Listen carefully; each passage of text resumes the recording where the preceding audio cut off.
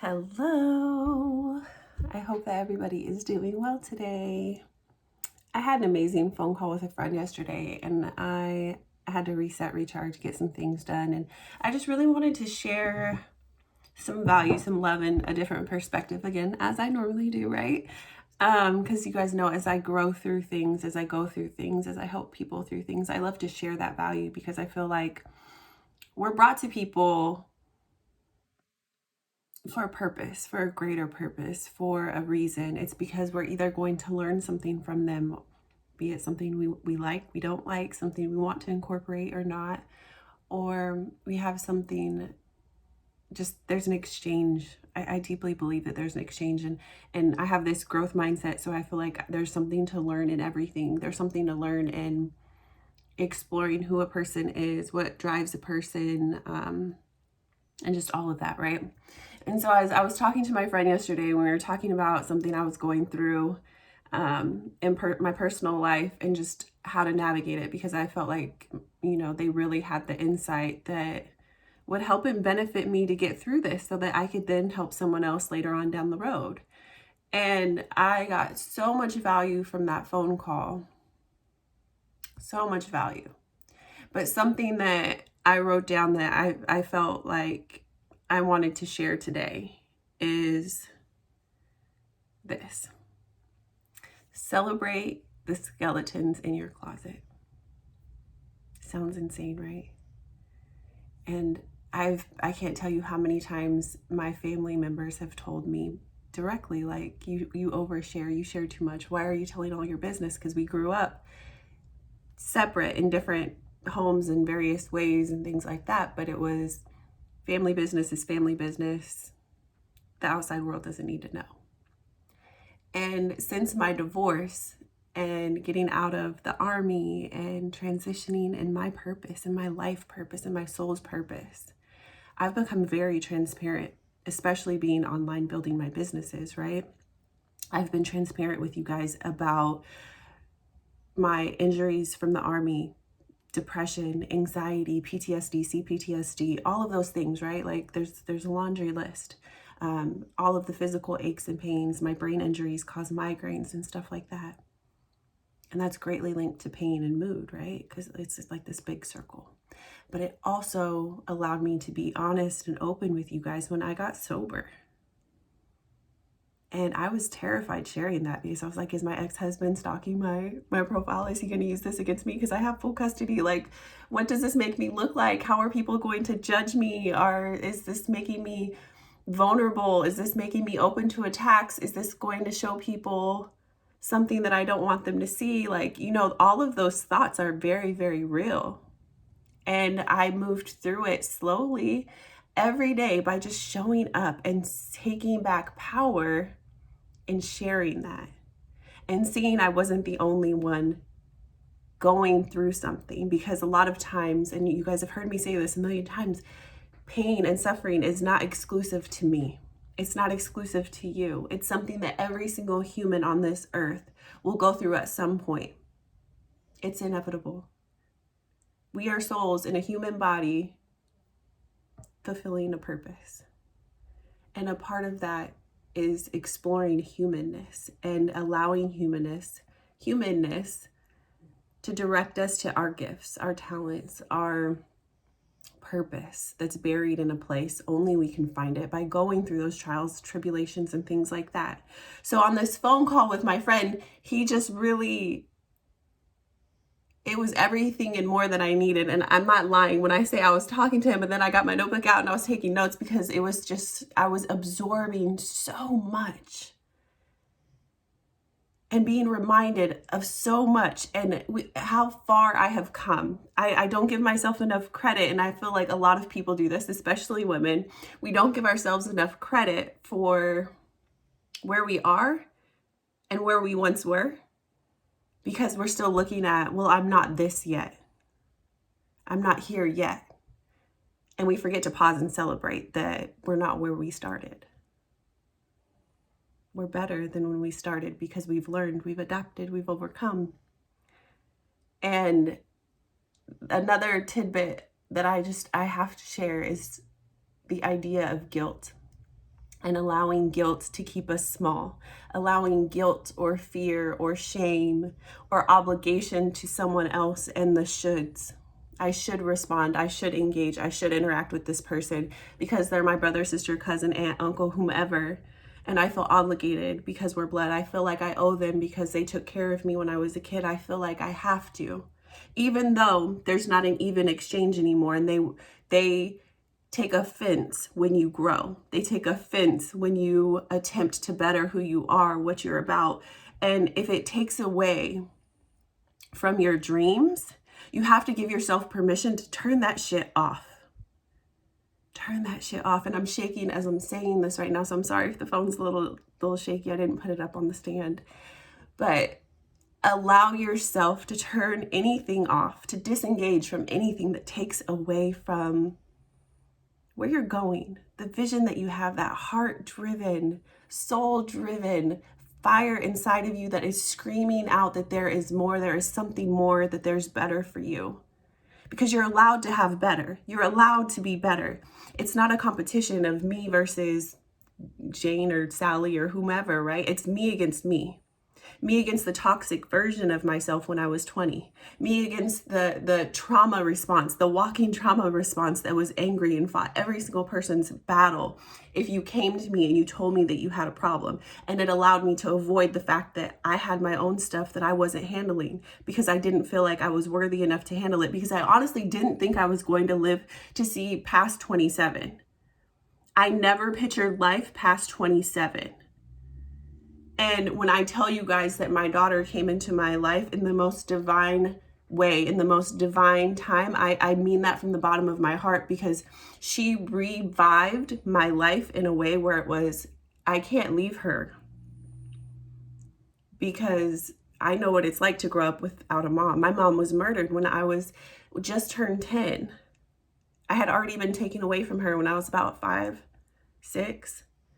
That wound is a wound that I would never want anyone else to feel. And all of the trauma surrounding that childhood that I've been trying to heal, it's inspired greatly because that little girl came into my life when she did, and she made me pause and recognize I have to try to envision a life forward. I want to envision a life where I'm this old lady sitting on a porch, right? And I for a long time, I didn't realize how much I just wanted simplicity. For those of you who've known me in real life, you know, when I was married, we had a lot of material stuff, a huge house, like more cars than we could drive, motorcycles, all of that stuff. And I did it because I knew it made him happy. And on some level, it made me happy too, just because it was fun to ride motorcycles and things like that. But it wasn't my version of happiness. And I settled for his version of happiness because I thought that's what wives were supposed to do, right? On some level, support our husband, support the dream, support what is supposed to be created. But in reality, I just wanted a simplistic life, and I still want it. And I still, in my mind right now, because I've taken time to actually think about it, I've taken time to actually find hope, find inspiration, find value, find that fire, like take time to kind of peel back the layers that I was too afraid to peel back before, because I didn't think I'd ever live long enough to see it, right? Like my mom, she was murdered young. My father, he died young. Like all of these things kind of had this picture in my brain where it was like, I'm not going to be on this earth for long. But that's a lie. And the divine love flowing through me allowed me to see what it is that I want in the simplistic life that I want. Well, simple to me, it might be extravagant to some, right? But this wraparound porch and having my weeping willow tree in the front yard and having my garden and all of these things that are just so me. And learning to become so strong in that it doesn't become influenced or swayed just because of the company that we keep. this same friend that I was talking to, he sent me a video clip of this gentleman, and he was doing a speech on stage, and he was saying, whoever has your ear has your future. And it's so true, because what we fill our minds with, we start to believe, we start to repeat, we start to duplicate, replicate, become a part of, immersed in. So are you allowing the people around you to fuel you, to say, I can do that. Oh, I want to try harder. Oh, I want to do this way. Or are you allowing the people to keep you small? Are you allowing the people around you to put doubt in your head, right? Like, what is it that people around you are helping you breathe life or death into, basically? Don't let fear keep you small. Stand in your power. Tell your story. Tell your story fearlessly, because it doesn't matter if the skeletons in your closet are something like mine, where it was staying in a marriage too long, right? Toxic. We were both toxic. We were both too young. Just all of that ugliness, or if it was how I coped with my pain and my depression and getting out of the military and not wanting to take narcotics, but not wanting to be a drug addict like my parents. So instead of that, I leaned on alcohol, and I started using alcohol too much, because then all of my army brothers started dying and all of these other things were happening, and I just wanted to be numb. I am not that version of myself, and I continue to move through that story. And that is what I want for other people. That is why I show up every day. That is why I help people the way that I do, be it with my Noun business, or be it with my coaching business, or whatever it is that I am a part of. It comes from the heart, and it comes from this place of understanding that sometimes life sucks. Sometimes life is scary. And having community, having people that you can plug into to just say, think about it this way. What about this perspective? Is the most powerful freaking tool you can have in your arsenal. Because when you are constantly being hit for changing, for growing, for adapting, that's exhausting. It's painful and it's exhausting. So you have to have something good to focus on. You have to have that thing where you say, no matter what, I am not losing sight of this. No matter what. They're hitting me, they're kicking me, they're calling me names, but I am still moving in the direction that I feel called to move in, and I am not stopping until I get there. My armor is on. I'm going. Everything that I'm going through right now, I can look at, because of that phone conversation again yesterday, I can look at and say, I've been through worse. I've walked through fires that were hotter than what I'm walking through right now. That growth and progression in itself. And you can do that too. You can say that too. Like, if you just pause in this moment and reflect back, is what you are facing today, right now in this moment, the hardest moment of your life? And if it is, understand that it's only temporary. Because there are millions of people who have been through, and I'm not trying to make it seem like what you're going through isn't hard, but I want to give you hope and inspiration that people have gone through something worse, harder, greater, and they've overcome. You have the tools to overcome what it is you're facing too. And it's not because that saying, I don't know exactly how it is. You guys know how I am with trying to remember things, but it's about, other people have done more with less. That is really true and really accurate. When I say it, I don't say it to belittle anyone or their struggles, because we're all equipped differently. But for me, it gives me a different perspective. Like, people have done more with less. So how can I adapt that to my situation? How can I incorporate that into my situation? And for me, it's recognizing where I was, where I am, and plugging into the people who get my ass back on track, like yesterday. So what is it for you? Stand in power over celebrating your skeletons in your closet, of what people would want to weaponize. Own that shit. Take their power away, and then move forward. Don't stand in fear.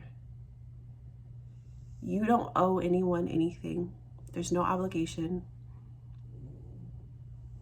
I understand that that's challenging, especially when we feel like people have done something for us, right?